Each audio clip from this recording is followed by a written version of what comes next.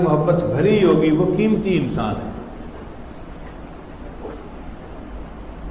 حضرت ابراہیم علیہ السلام کا واقعہ ہے، اپنی بکریوں کو چرا رہے تھے، ایک بندہ قریب سے گزرا اور اس نے پڑھا سبحان ذی الملک والملکوت، سبحان ذی العزت والعظمت والہیبت والقدرت والکبریاء والجبروت۔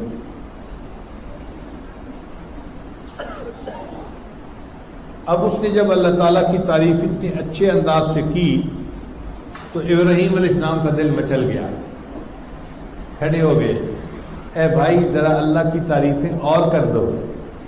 اس نے کہا مجھے اس کے بدلے کیا دیں گے؟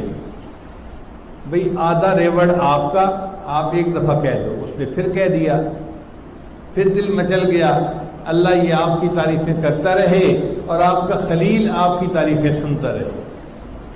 اے بھائی ایک مرتبہ تعریف اور کر دو۔ اس نے کہا اب کیا دیں گے؟ بھئی باقی آدھا ریوڑ بھی آپ کا ہو گیا، آپ ایک مرتبہ یہ الفاظ اور کہہ دو۔ اس نے پھر کہہ دیے۔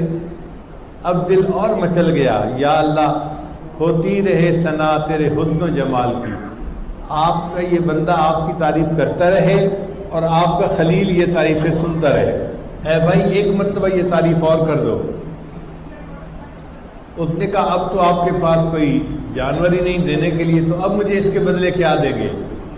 تو ابراہیم علیہ السلام نے جواب دیا کہ آپ کو بکریاں چرانے کے لیے بندے کی ضرورت ہوگی، آپ میرے رب کی تعریف کر دیجئے، میں ساری زندگی تمہارے جانور چراتا ہوں۔